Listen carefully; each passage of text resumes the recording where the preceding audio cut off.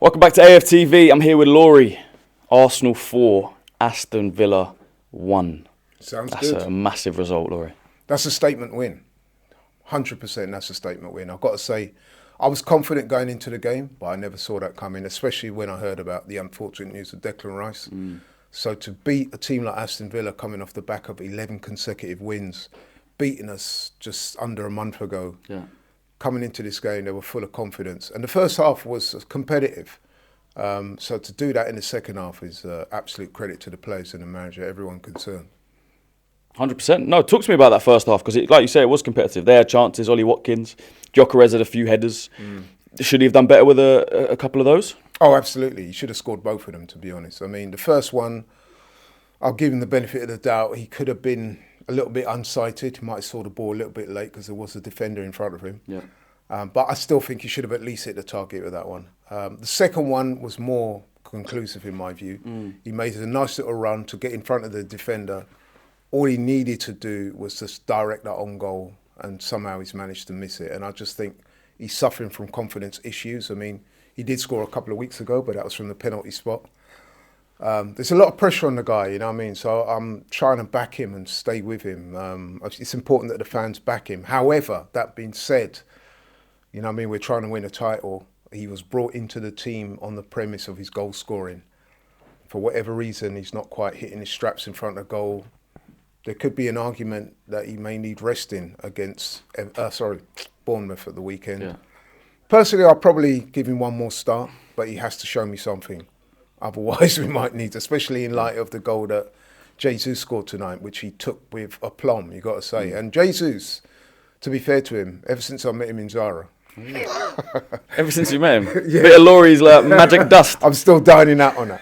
But yeah, for those of you who don't know, I saw him in Zara a few weeks back. Just in case you didn't know. Just in case you missed it.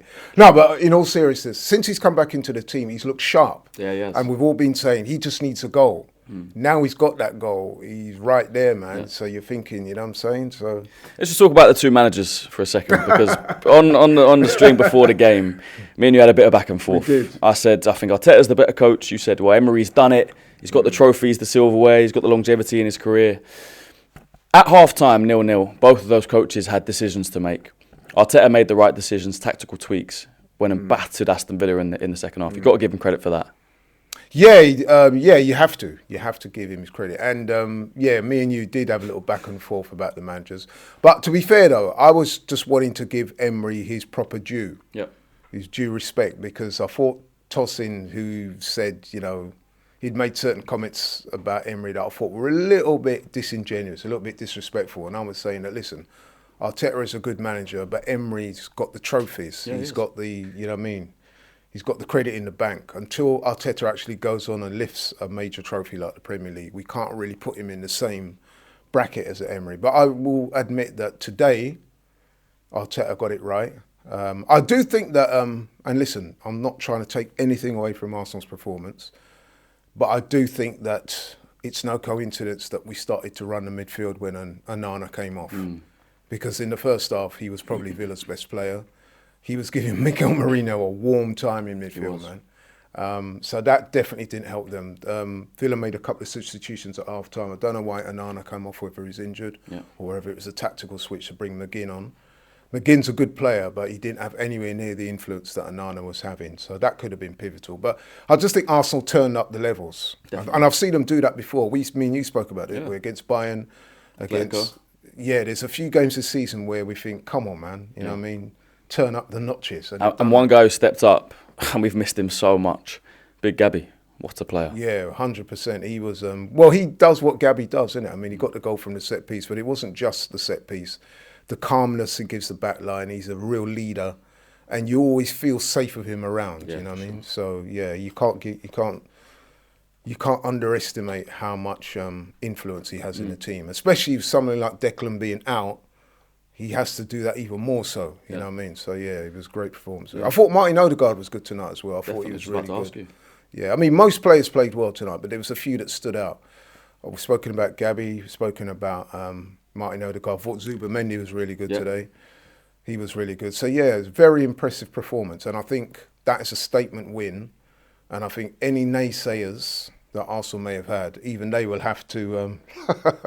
You're not trying to say I was a naysayer, are you? No. I'm looking at Nacer. Oh, right. Okay.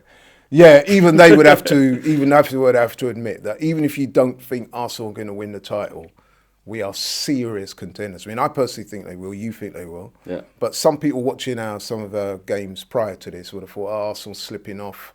Are they about to implode? Or are they going to bottle it? Well, tonight, you see. There you go. That was going to be my last question. 19 games in, 45 points. How confident are you that we'll win this league?